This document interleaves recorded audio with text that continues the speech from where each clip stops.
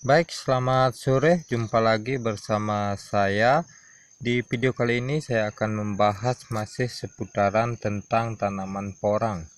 Nah, untuk pembahasan kali ini adalah kelemahan pada tanaman porang.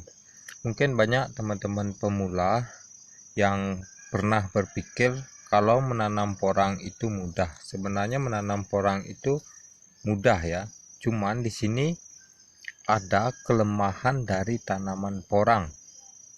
Kenapa bisa saya bilang ada kelemahan dari tanaman porang? Seperti video sebelumnya itu sudah pernah saya bahas ya. Nah, ada juga penyusutan umbi ya pada tanaman porang. Untuk saat ini kelemahan yang dimiliki oleh tanaman porang itu karena porang ada proses pembentukan umbi baru.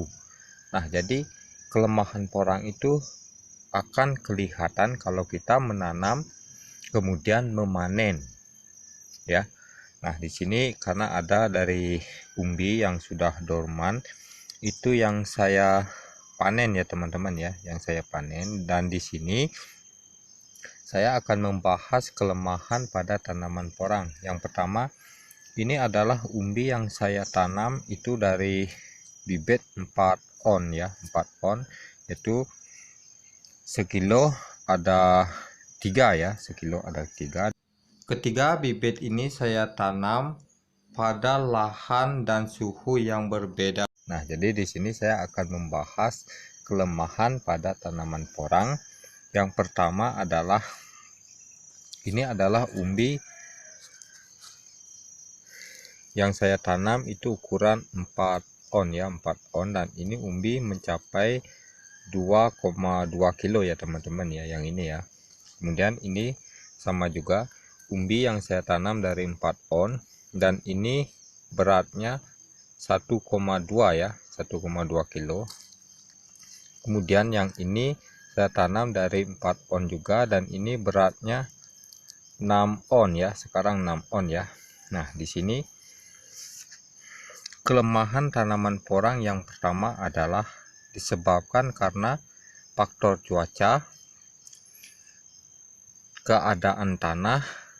Nah, jadi yang pertama disebabkan karena faktor cuaca, karena porang itu tidak tahan ya akan panas. Kemudian porang itu akan mengalami dorman usia dini ya. Kalau porang mengalami dorman usia dini, otomatis pembesaran umbi tidak akan maksimal ya, itu yang pertama. Kemudian kalau keadaan tanah ataupun lahan itu apabila kita menanam dari bibit segede 4 on ya, kalau tanah keras dan padat otomatis umbi juga tidak akan normal ya.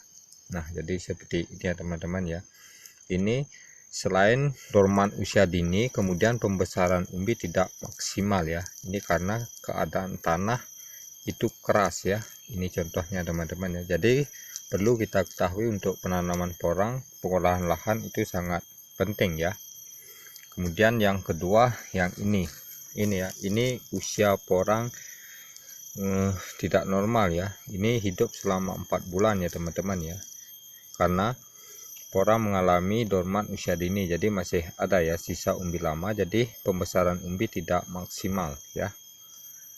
Nah, kemudian yang ini mampu hidup selama 5 bulan ya, mampu hidup selama 5 bulan, dan ini umbi itu bisa sebesar segini ya teman-teman ya. Ini pembesaran umbi maksimal ya, bekas umbi lama pun tidak kelihatan. Ini cuma tekstur tanah ya, yang di bawah itu terlalu padat, jadi otomatis umbi agak seperti ini ya. Nah, jadi itulah kelemahan dari tanaman porang, karena perlu kita perhatikan lahan, suhu udara, dan bibit ya. Itu adalah faktor yang mendukung keberhasilan kita di dalam budidaya tanaman porang, sehingga tanaman porang itu mampu hidup selama 6, 7 bahkan sampai dengan 8 bulan untuk memaksimalkan pembesaran umbi. Dari video sebelumnya itu saya bahas yaitu mengenai penyebab umbi porang menyusut. Mungkin banyak ya dari teman-teman yang masih menganggap tidak akan ada seperti itu. Apabila porang belum dorman, itu dibongkar, coba saja cek sendiri, otomatis umbi tidak akan maksimal, berarti keadaan umbi belum bisa membesar ya teman-teman ya, bisa diperhatikan ya. Nah, jadi itulah kelemahan dari tanaman porang. Semoga video ini bermanfaat untuk teman-teman para pecinta tanaman porang dimanapun berada. Sukses selalu, sampai jumpa lagi di video berikutnya. Selamat sore.